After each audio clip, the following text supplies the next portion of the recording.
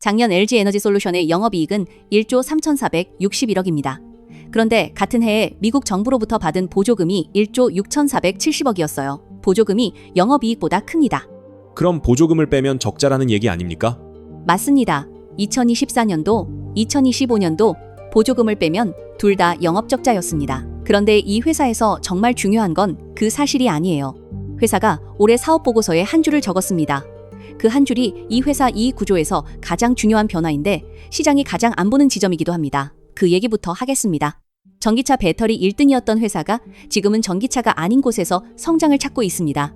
요즘 이 회사를 얘기하면 꼭 ESS, 전력 저장이 따라 나옵니다. 그게 실체가 있는 겁니까? 먼저 이 회사가 뭘 만드는지부터 짚겠습니다. 2020년에 LG화학에서 배터리 사업만 떼어내 만든 회사고요. 만드는 배터리 모양은 두 가지입니다. 얇은 봉지에 담는 파우치, 그리고 건전지처럼 생긴 원통형. 경쟁사인 삼성 SDI와 중국 CATL이 주력으로 미는 각진 네모 모양. 각형은 이 회사가 만들지 않습니다. 이게 뒤에서 발목을 잡습니다. 이 회사는 전기차 수요가 계속 늘 거라고 보고 북미의 공장을 아주 많이 지었습니다. 4년 동안 설비에만 39조 4천억을 썼어요. 그런데 전기차가 예상보다 훨씬 덜 팔렸습니다. 공장은 다 지어놨는데 물량이 없으니 지금 이 회사 공장은 절반밖에 안 돌아갑니다. 공장을 절반만 돌리면 손해가 크겠네요. 치명적이죠?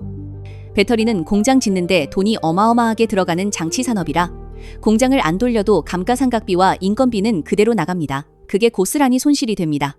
그래서 이 회사가 꺼낸 답이 라인을 갈아 끼우는 겁니다. 전기차용으로 만들던 라인의 설비를 바꿔서 전력 저장용 배터리를 찍기 시작했어요. 전력 저장이라는 게 정확히 뭘 하는 겁니까?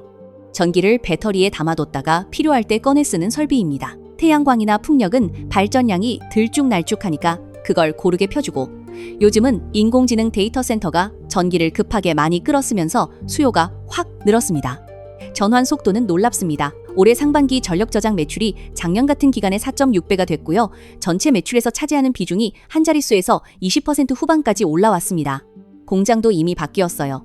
미국 미시간, 캐나다 윈저, 테네시, 오하이오까지 북미 5곳이 지금 전력 저장 배터리를 찍고 있습니다. 원래 계획보다 오히려 앞당겨진 곳도 있고요.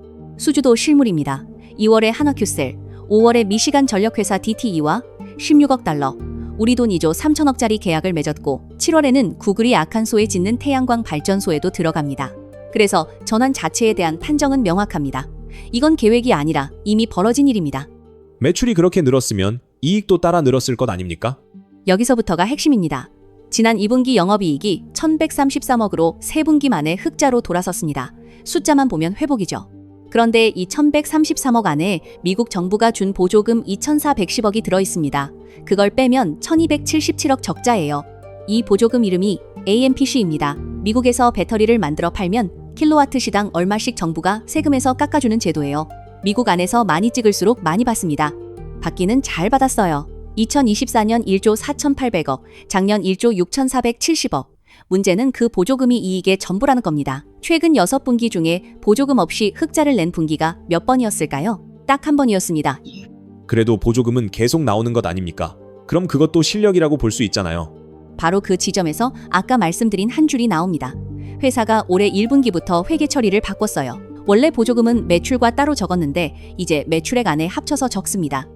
회계 처리를 바꾸려면 이유가 있어야 할 텐데요. 사업 보고서에 이렇게 적혀 있습니다. 주요 고객들이 세액공제 수취 사실을 인지하고 판매 단가 협상에 반영하고 있어서 그 금액이 제품 판매 가격의 일부를 구성하는 경제적 실질을 갖게 됐다. 쉽게 풀면 이렇습니다. 고객들이 당신들 정부에서 보조금 받지 않느냐면서 그만큼 값을 깎기 시작했다는 뜻입니다. 회계 기준을 바꾸려면 경제적 실질이 실제로 변했다는 근거가 있어야 합니다. 회계를 고칠 만큼 그 흐름이 뚜렷해졌다는 얘기예요. 실제로 보조금 수취액은 작년 1분기 4,580억에서 올해 1분기 1,900억으로 반토막 났습니다. 그리고 미국은 올해부터 부품과 광물을 어디서 조달했는지까지 따지기 시작했습니다. 그래서 이익에 대한 판정은 다릅니다. 매출은 늘었지만 그 이익이 회사 것으로 남는지는 아직 확인되지 않았습니다. 그래도 전력 저장 시장에서는 앞서 있는 것 아닙니까? 수주도 계속 따오고 있잖아요. 이게 잘 안 알려진 부분인데요. 올해 1분기 기준으로 세계 전력 저장 배터리 시장에서 사 점유율은 2.7% 10위입니다. 성장률은 253%로 폭발적이에요. 다만 절대 위치는 1위 CATL과 자릿수가 다릅니다. 이제 막 올라타는 중이라고 보는 게 정확하겠죠. 그리고 아까 각형을 안 만든다고 말씀드렸죠. 여기서 걸립니다. 세계 전력 저장 판매의 90% 이상이 각형이에요. 시장의 90%를 차지하는 모양을 안 만드는데 그 시장에 들어간다는 겁니까? 지금은 그렇습니다. 미시간 랜싱에서 각형을 준비 중이고 테슬라 쪽 초도 물량을 잡은 걸로 알려졌지만 양산 시점도 생산 능력도 아직 공개되지 않았습니다. 각형은 중국 업체들이 10년 넘게 다듬어온 영역이고요. 그럼 이 회사의 전력 저장 강점은 뭐냐? 기술이 아니라 자리입니다. 미국이 중국산 배터리에 보조금을 안 주기 때문에 미국 안에 공장을 가진 비중국 회사가 그 자리를 가져갑니다. 그래서 이 강점은 규제가 유지되는 동안만 유효합니다. 규제가 흔들리면 중국 업체들과 원가로 붙어야 하는데 그 싸움에서 이길 근거는 아직 없습니다. 합작 파트너들은 어떻습니까? 완성차 회사들이랑 같이 공장을 짓지 않았습니까? 그게 최근 2년 사이에 가장 크게 바뀐 부분입니다. 하나씩 빠지고 있어요. 재작년 12월 포드가 유럽에 공급하기로 한 계약을 해지했습니다. 규모가 9조 6천억이었어요. 그런데 이 금액이 세상에 처음 알려진 게 언제인 줄 아십니까? 계약할 때가 아니라 해지 공시를 통해서였습니다. 올해 2월에는 스텔란티스가 캐나다 합작사 지분 49%를 넘기고 나갔습니다. 넘긴 가격이 $100입니다. $100요? 사실상 그냥 버리고 간 거네요? 그렇습니다. 그 회사는 이제 LG 에너지 솔루션이 100% 떠안았고 스텔란티스가 지고 있던 빚보증 6억 5,900만 달러까지 넘겨받았습니다. 지금 자회사 빚보증 잔액이 5조 6천억입니다. 여기서 재무제표를 한 번 더 봐야 합니다. 작년 이 회사 연결순이익은 808억 흑자로 표시됩니다. 그런데 그중 주주 몫은 마이너스 1조 728억이에요. 나머지 1조 1,536억은 GM이나 현대차그룹 같은 합작 파트너 몫입니다. 합작사에 들어간 보조금의 절반이 파트너에게 나간다는 뜻이기도 합니다. 주주 기준으로 보면 2024년과 2025년 2년 연속 적자예요. 연결 재무제표의 흑자와 주주가 실제로 가져가는 몫은 이렇게 다릅니다. 그럼 재무는 버틸만 합니까? 빚이 빠르게 늘고 있어요. 2022년에 8조였던 차입금이 지금 29조입니다. 4년 만에 3.6배가 됐습니다. 부채 비율은 1년 만에 123%에서 157%로 올랐습니다. 그런데 더 눈여겨볼 건 현금의 출처입니다. 올해 상반기에 현금이 3조 4천억 늘었습니다. 그런데 영업으로 번 현금은 사실상 0이었어요. 늘어난 현금은 대부분 빌린 돈입니다. 다만 방향은 바뀌고 있어요. 회사가 올해 설비 투자를 40% 이상 줄이겠다고 공시했고 상반기 집행액이 실제로 작년 같은 기간의 절반 아래로 내려왔습니다. 증권사들은 이 회사를 어떻게 보고 있습니까? 여기가 이 종목에서 가장 특이한 지점입니다. 최근 의견을 낸 증권사 21곳 중 20곳이 매수고 목표주가 중앙값이 51만 원입니다. 그런데 주가는 32만 3,500원입니다. 목표가와 주가의 간극이 58%예요. 58%면 굉장히 큰 차이인데요. 왜 이렇게 벌어져 있습니까? 증권사들이 그리는 그림은 내년 영업이익 4조입니다. 올해 예상치가 1조 수준이니까 4배로 뛴다는 거죠. 그 그림은 딱 하나의 가정 위에 서 있습니다. 북미 전력저장 공장 가동률이 올해 54%에서 내년 92%로 올라간다는 가정입니다. 지금 이 회사 전체 가동률은 46.9%예요. 추정치를 자세히 보면 재밌는 게 하나 있습니다. 올해 영업이익 추정은 증권사마다 6천억에서 1조 2천억까지 2배로 벌어지는데 내년 추정은 대부분 4조 근처로 모입니다.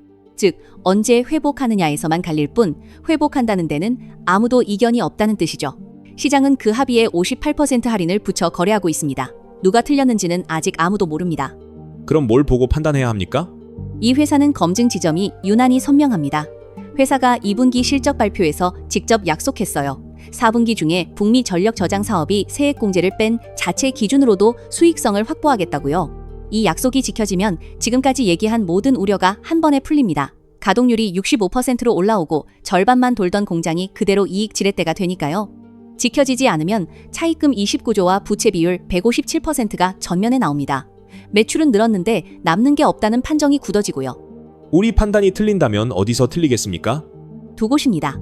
첫째, 미국의 중국산 배제 규제가 더 강해지면 이 회사의 자리는 지금보다 훨씬 비싸집니다. 규제가 해자를 만들어주니까요. 둘째, 인공지능 데이터 센터가 전기를 끌어쓰는 속도가 지금 예상보다 빠르면 전력 저장 수요가 공급을 넘어서면서 값을 깎일 이유가 사라집니다. 그러면 보조금 전가 얘기도 뒤집힙니다. 정리하겠습니다. 전기차 라인을 전력 저장 라인으로 바꿔 끼우는 전환은 실물로 진행되고 있습니다. 다만 그 사업의 이익은 아직 미국 보조금이 만들고 있고 회사는 그 보조금이 고객 판가로 넘어가기 시작했다고 사업 보고서에 스스로 적었습니다. 이 회사는 한 번의 사건으로 결판나는 종목이 아니라 분기마다 한 줄씩 확인해 나가야 하는 종목입니다. 가장 먼저 확인할 것은 4분기 숫자 하나입니다. 자회사 목록부터 계약 하나하나까지 근거를 전부 정리한 리포트는 알파인더 웹에 올려두었습니다.